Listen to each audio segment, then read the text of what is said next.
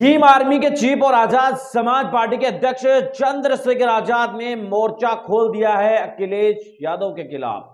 विधानसभा चुनाव 2024 में भी कोशिश की थी गठबंधन की, लेकिन गठबंधन नहीं हुआ और लोकसभा चुनाव से पहले भी कोशिश की थी कि नगीना की कम से कम एक सीट तो उन्हें दे दी जाए, लेकिन अखिलेश यादव की तरफ से वो भी नहीं दी गई है। और उसके बाद अब अखिलेश यादव पर एक तरीके से चंद्रशेखर आजाद बरस पड़े। तो कहना चाहता हूं, भाई ने मुझसे कहा, मैंने उनसे भी कहा, 22 में भी कहा कि भाई मिलकर लड़ो, भाजपा को रोको, लेकिन पता नहीं क्या मुसीबत है,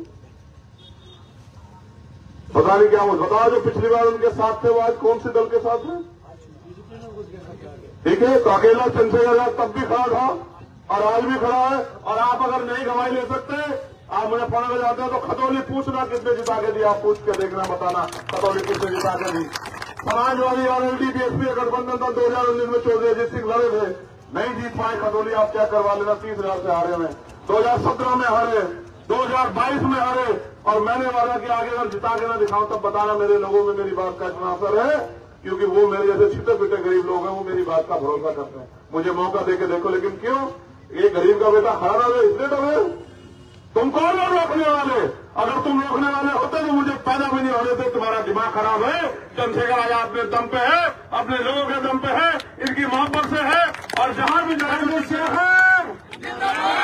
सुना आपने चंद्रशेखर आजाद क्या कुछ कह रहे हैं। उन्होंने साफ कर दिया कि चाहे कोई भी राजनीतिक पार्टी हो, किसी को यह मंजूर नहीं है कि गरीब का बेटा आगे बढ़े। चंद्रशेखर आजाद ने सपा प्रमुख अखिलेश यादव पर आरोप लगाया है कि उन्होंने तरफ से लगभग गठबंधन के लिए मना कर दिया है, लेकिन एक गरीब के बेटे को आगे बढ़ते हुए कोई नहीं देखना चाहता। उन्हें इस बात का डर है कि गरीब का बेटा आगे ना बढ़ जाए। दरअसल विधानसभा चुनाव 2024 से पहले भी चंद्रशेखर आजाद ने अखिलेश यादव से गठबंधन की कोशिश की थी और गठबंधन नहीं हुआ था। तब अखिलेश यादव पर काफी ज्यादा गर्म हुए थे चंद्रशेखर आजाद, और चंद्रशेखर आजाद ने उस समय अखिलेश यादव पर कई सारे गंभीर आरोप भी लगाते हुए टीवी के ऊपर रो भी पड़े थे, लेकिन उसके बाद सब कुछ धीरे धीरे सामान्य हुआ।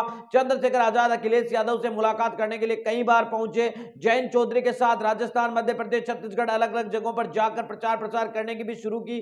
खतौली के अंदर भी प्रचार प्रसार किया। तो इस तरीके से कई जगहों पर चंद्रशेखर आजाद है वो साथ नजर आए, लेकिन आखिर में चंद्रशेखर आजाद को फिर से जब लोकसभा चुनाव 2024 आया तो एक तरीके से लगभग मना कर दिया। यही वजह है कि चंद्रशेखर आजाद अब खुलकर अपनी रैलियों के अंदर इस बात का जिक्र करते नजर आ रहे हैं। नगीना से लोकसभा चुनाव 2024 की तैयारी कर रहे चंद्रशेखर आजाद के सामने सबसे ज्यादा चुनौती इस बात की है कि 2024 के अंदर उनकी पार्टी की जिस तरीके से 2022 में चुनाव नतीजे आए थे उससे उभार कर वो पार्टी को मजबूत करें। तो ऐसे में चंद्रशेखर आजाद को नगीना के अंदर अपनी पार्टी की ताकत दिखाना बहुत जरूरी है। अब चंद्रशेखर आजाद ने नगीना से फैसला तो कर लिया लड़ने का, लेकिन कैसे और क्या नतीजे आएंगे ये चुनाव के परिणाम